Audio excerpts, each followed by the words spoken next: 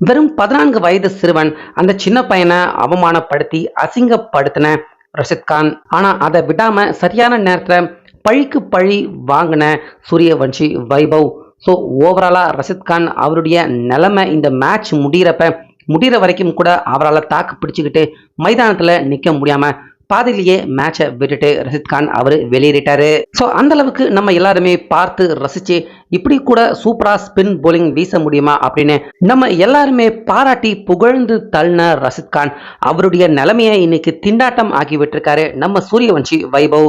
So அப்படி ஆசிய கோப்பை ஆட்டத்துல ரஷித் கான் அதே போல சூரியவன்ஷி வைபவ் இவங்க 2 பேருக்கும் இடையே என்னதான் முதல் நடந்துச்சு, இந்த வார்ம் அப் மேட்ச் ஆசிய கோப்பை வார்ம் அப் மேட்ச்ல யாரு ஜெயிச்சாங்க, கடைசியா எதுக்கு ரஷித் கான் மேட்ச் முடிகிற வரைக்கும் கூட அவர் மைதானத்துல இருக்க முடியாம பாதி ஆட்டத்திலேயே அவர் வெளியே போனாரு. ஸோ இதை பத்தின கம்ப்ளீட் விவரம் எல்லாமே இப்ப பார்க்கலாம். வீடியோவுக்கு ஒரு லைக்கை மட்டும் கொடுத்துருங்க. இந்த மாசம் 9ஆம் தேதியில இருந்து 8 நாடுகள் சேர்ந்து துபாய், அபுதாபி, ஷார்ஜா இந்த மைதானங்கள்ல ஆசிய கோப்பை ஆட்டங்கள் துவங்க இருக்கு. இந்த முறை T20 ஃபார்மேட்ல ஆசிய கோப்பை ஆட்டங்கள் விளையாட போறாங்க. ஸோ ஒவ்வொரு பெரிய தொடர் துவங்கறதுக்கு முன்னாடி கண்டிப்பா வார்ம் அப் மேட்ச் நடக்கும் அப்படிங்கிறது நம்ம எல்லாருக்குமே தெரியும். ஸோ நம்ம இந்திய பிளேயர்கள் முக்கியமா இந்த ஸ்குவாட்ல இடம் பிடிச்சிருக்க இந்திய பிளேயர்கள் எல்லாருமே இன்னும் துபாய்க்கு போய் சென்று அடையல. ஆனா நம்ம இந்திய ஏ பிரிவு பிளேயர்கள், கொஞ்சம் ஜூனியர் பிளேயர்கள் இவங்க எல்லாருமே துபாய்க்கு போய் அதே போல ஒவ்வொரு நாட்டில் இருந்துமே ஏ பிரிவு பிளேயர்கள், ஜூனியர் பிளேயர்கள் எல்லாருமே வந்திருக்காங்க. அவங்க கூட தற்போது வார்ம் அப் மேட்ச் பயிற்சி ஆட்டத்தை இப்ப இந்த ஆசிய கோப்பை ஆட்டம் துவங்குறதுக்கு முன்னாடியே இந்த பயிற்சி ஆட்டங்கள் விளையாண்டுகிட்டு இருக்காங்க. சீனியர்கள் விளையாடினா விருப்பப்பட்டா இந்த பயிற்சி ஆட்டத்துல அவங்களும் கலந்துக்கலாம். ஸோ பெருசா சீனியர் பிளேயர்கள் யாருமே வராதால சூரியவன்ஷி வைபவ், சாய் சுதர்ஷன், ஆயுஷ் மாத்ரே உள்ளிட்ட ஜூனியர் பிளேயர்கள் மட்டுமே இந்த வார்ம் அப் மேட்ச்ல விளையாண்டுட்டு இருக்காங்க. அப்படி நேத்து ஆப்கானிஸ்தான் அணிக்கு எதிராக விளையாண்ட இந்த மேட்ச்ல தான் இந்த பரபரப்பான சம்பவம் நடந்திருக்கு. ஸோ இந்த மேட்ச்ல ஆயுஷ் மாத்ரே அவர் கேப்டனாக வந்துட்டாரு. ஆப்கானிஸ்தான் அணி பக்கம் ரஷித் கான் அவர் தான் கேப்டன்சி எடுத்து நடத்தியிருக்காரு. ஸோ டாஸ் ஜெயிச்ச ஆப்கானிஸ்தான் ஃபர்ஸ்ட் நாங்க பேட்டிங் பண்ணிக்கிறோம் அப்படின்னு அவங்க பேட்டிங் பண்ண வந்துட்டாங்க. இப்படி இருக்க ஆரம்பத்துல துவக்க ஓவர்ல இருந்தே குர்பாஸ் நம்ம இந்தியனின் போல்டர்களை தெரிக்க விட்டுட்டாரு. சருன்னு ரொம்ப ஸ்பீடா அடிச்சாரு. 50 ரன்கள் அடிக்கிற வரைக்கும் ஜெட் ஸ்பீட்ல விளையாண்ட குர்பாஸ் அதுக்கப்புறமா 2ஆம் பாதியில கொஞ்சம் ஸ்லோவாக விளையாண்டு குர்பாஸ் ஒரு நிதானமான பொறுப்பான பேட்டிங் விளையாண்டு செஞ்சுரி அடிச்சு அடுத்த சில ஓவர்களையே அவுட் ஆயிட்டாரு. ஸோ 10 ஓவர் முடிகிறப்ப ஆப்கானிஸ்தான் அணியின் ஸ்கோர் 87 இருந்துச்சு. அதே போல 15 ஓவர் முடிகிறப்ப 140, மேட்ச் முடிகிறப்ப 20 ஓவருக்கெல்லாம் 200 ரன்னை நெருக்கி 195 ரன்கள் எடுத்துட்டாங்க ஆப்கானிஸ்தான். ஸோ T20 பொறுத்த வரைக்கும் கண்டிப்பா இது டிஃபெண்ட் பண்ணக்கூடிய அளவுக்கு ஒரு நல்ல ஸ்கோர் தான். நல்ல பந்து போட்டா நிச்சயமாக ஜெயிக்கலாம். ஸோ ரஷித் கான் அதே போல இன்னும் சீனியர் பிளேயர்கள் ஒரு சில நல்ல பிளேயர்கள் இருக்காங்க. இதனால இந்த ஆட்டம் கண்டிப்பா இந்தியாவுக்கு ஒரு சவாலான ரன் சேசிங்காக இருக்கும் அப்படின்னு தான் எதிர்பார்க்கப்பட்டுச்சு. வழக்கம் போல ஓபனரா சூரியவன்ஷி வைபவ் அதே போல கூட ஆயுஷ் மாத்ரே அவர் ஓபனராக இறங்கினாரு. 2 பேருமே டீசென்டான துவக்கம் கொடுத்தாங்க. வழக்கம் போல சூரியவன்ஷி வைபவ் கொஞ்சம் அதிரடியாகவே ஸ்டார்ட் பண்ணாரு. முதல் ஓவர் முடிகிறப்பவே இந்தியனின் ஸ்கோர் 15 இருந்துச்சு. இப்படி இருக்க பவர் பிளே வரைக்கும் மெதுவாக கொஞ்சம் டீசென்டா விளையாண்டுகிட்டு இருந்த சூரியவன்ஷி வைபவ் அதே போல ஆயுஷ் மாத்ரே 2 பேருமே 6 ஓவருக்கு இந்தியனின் ஸ்கோரை 65 மெதுவா நகர்த்தி கொண்டு போயிருந்தாங்க. ஸோ அப்பதான் 7வது ஓவர்ல நம்ம சூரியவன்ஷி வைபவ் அவருக்கு எதிராக ரஷித் கான் அவர் பந்து போட வந்தாரு.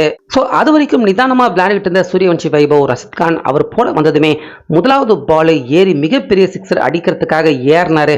ஆனா அதை முன்னாடியே சுதாரிச்சுக்கிட்ட ரஷித் கான் பந்து போடாம அப்படியே அவர் நிப்பாட்டிட்டாரு. இதனால 2 பேருமே நேருக்கு நேர் அந்த பிச் மேல நின்றுகிட்டு 2 பேருமே ஒரு மாதிரி முறைச்சு பார்த்துக்கிட்டாங்க. அப்ப ரஷித் கான் என்ன சிக்ஸர் அடிச்சுடுவியா அப்படிங்கிற மாதிரி ஒரு மாதிரி கை காட்ட, பதிலுக்கு வைபவ் அவரும் கை காட்ட 2 பேருக்கும் இடையே ஒரு மாதிரியான வாக்குவாதம் சண்டை மாதிரி அந்த இடத்துல ஏற்பட்டுடுச்சு. இதனால அம்பையர்கள் வந்து 2 பேரையுமே விலக்கி விட்டாங்க. இதனால இவங்க 2 பேருக்கும் இடையே இருந்த அந்த வாக்குவாதம் சண்டையாக முத்தி போய், நீ பந்து போட்டா நான் அடிச்சு உன்னை புழக்காம விட மாட்டேன்டா அப்படிங்கிற மாதிரி சூரியவன்ஷி வைபவ் அவரை வெறியேத்தி விட்டுட்டாரு ரஷித் கான். ஸோ அது வரைக்கும் மீடியமா டீசென்டா விளையாண்டுகிட்டு இருந்த சூரியவன்ஷி வைபவ் அதுக்கப்புறமா அவரால் பொறுக்க முடியல. இனிமே போடுற பாலை எல்லாம் பொழக்கிறது தான் அப்படின்னு முடிவு கட்டிட்டு ரஷித் கான் அதுக்கப்புறமா அவர் போட்ட அந்த ஃபர்ஸ்ட் பாலே பார்த்தீங்கன்னா ரொம்ப பெரிய சிக்ஸர், கிரவுண்டை விட்டு தாண்டி போகக்கூடிய அளவுக்கு ரொம்ப பெரிய சிக்ஸரை ரொம்ப அசால்ட்டா வைபவ் அடிச்சாரு. அதோட மட்டும் விடல, 2வது பாலும் சிக்ஸர் போக வேண்டியது ஜஸ்ட்ல 4 போயிடுச்சு. 3வது பால் இன்னொரு சிக்ஸர், 4வது பாலும் சிக்ஸர்.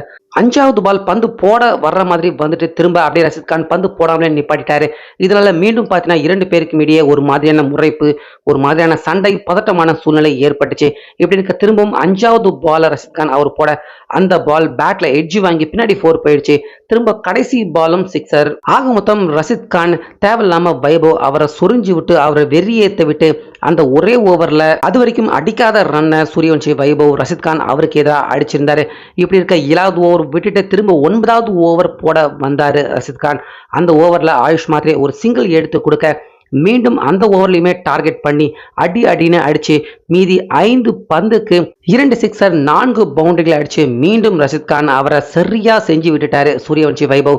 இப்படி இருக்க அடுத்து 11வது ஓவர் போடணும். அந்த ஓவர் போடாம 12வது ஓவரை போட்ட ரஷீத் கான் அந்த ஓவரையும் விடல வைபவ்.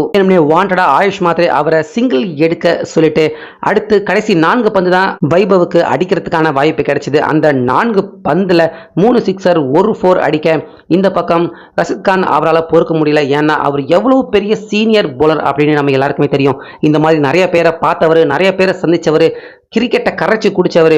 ஆனாலுமே இந்த 14 வயது சிறுவன் நம்மளுக்கு எதிராக இப்படி நம்மளை வச்சு செய்கிறானே அப்படின்னு ரஷீத் கான் அவரால் பொறுக்க முடியல. அவருடைய முகத்தில் அந்த கோபம் வெளியே போய் அந்த அவமானம், அசிங்கம் அவருடைய முகத்துல தெளிவாக ரஷீத் கான் அவருடைய முகத்துல நம்மளால பார்க்க முடிஞ்சுது. இப்படி இருக்க 13வது ஓவரை விட்டுட்டு 14வது ஓவரும் விட்டுட்டு 15வது ஓவர் மீண்டும் ரஷீத் கான் அவர் வீச வந்தாரு. அந்த ஓவர்ல வைபவ் அவரே தான் பாத்தீங்கன்னா ஸ்ட்ரைக்ல இருந்தாரு. ஸோ ரஷீத் கான் அவருக்கு என்ன பண்றது அப்படின்னு தெரியல. எப்படி பந்து போட்டாலும் வைபவ் அடிக்கிறான் அப்படின்னு சாதாரணமான பால் தான் போட்டாரு. முதல் பால்லையும் சிக்ஸர், 2வது பால்லையும் சிக்ஸர். ஸோ இது ஷார்ஜா கிரிக்கெட் ஸ்டேடியம் அப்படிங்கிறதால ரொம்ப சின்ன கிரவுண்டு. கண்டிப்பாக பார்த்தீங்கன்னா ஓரளவுக்கு நல்லா கனெக்ட் பண்ணாலே பால் ஈஸியாக சிக்ஸர் போயிடுது. ரஷீத் கான் அவர் தலை மேலே கை வச்சுக்கிட்டு என்ன செய்யறது அப்படின்னு தெரியாமல் கம்னு அவர் பாட்டுக்கு பந்து போட ஆரம்பிச்சிட்டாரு.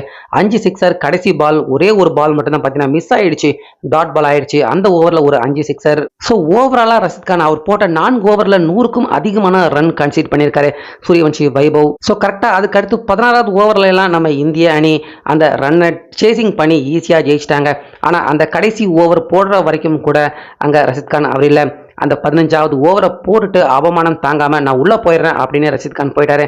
கடைசி ஓவர் போடுறப்ப கேப்டன் இல்லாமலேயே ஆப்கானிஸ்தான் அவங்களே தான் பந்து போட்டாங்க. அந்த 16வது ஓவர்லேயே மேட்சும் முடிஞ்சிருச்சு. மேட்ச் முடிகிற வரைக்கும் கூட மைதானத்தில் ரஷீத் கான் அவரால் இருக்க முடியல, அவருக்கு ஏற்பட்ட அவமானத்தால. ஸோ தேவையில்லாம ஒரு 14 வயது சிறுவன் சூரியவன்ஷி வைபவ் முதல் பால் அவர் ஏறி அடிக்க ட்ரை பண்ணாரு. ஆனால் ரஷீத் கான் அந்த இடத்துல தேவையில்லாம சூரியவன்ஷி வைபவ் அவர்கிட்ட அது வரைக்கும் கொஞ்சம் ஸ்லோவாக தான் விளையாண்டுட்டு இருந்தாரு. ஆனால் தேவையில்லாம வைபவ் அவரை உசுப்பேத்தி விட அங்க இருந்து கரம் வச்சு சூரியவன்ஷி வைபவ் ரஷீத் கான் அவரை பொழந்து கட்டினது. ஒரு பெரிய பிளேயர், சீனியர் பிளேயர், ஒரு மிகப்பெரிய ஜாம்பவான் அப்படின்னு கூட வைபவ் பார்க்கல. இளம் கன்று பயம் அறியாது அப்படிங்கிறத நிரூபிக்கும் விதமா மிகப்பெரிய ஜாம்பவான் பிளேயரான ரஷீத் கான் அவருடைய வாழ்நாள் கேரியர்லேயே இவ்வளவு மோசமான ஒரு போலிங் ஸ்பெல் அவரை வீசிருக்கவே மாட்டாரு.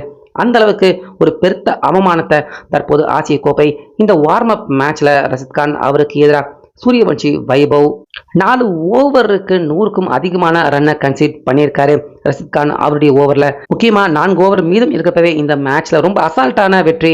விக்கெட் பார்த்தீங்கன்னா 1 தான் விழுந்தது. ஆயுஷ் மாத்ரே அவர் மட்டும்தான் அவுட் ஆயிருந்தாரு. சூரியவன்ஷி வைபவ் செஞ்சுரியும் கம்ப்ளீட் பண்ணி ஒரு தரமான பதிலடி, தரமான பழிக்கு பழி சம்பவம் அப்படின்னே சொல்லலாம். ஸோ நீங்கள் சூரியவன்ஷி வைபவ் அவருடைய இந்த தரமான பதிலடி, பழிக்கு பழி சம்பவத்தை பற்றி உங்கள் கருத்தை சொல்லுங்கள்.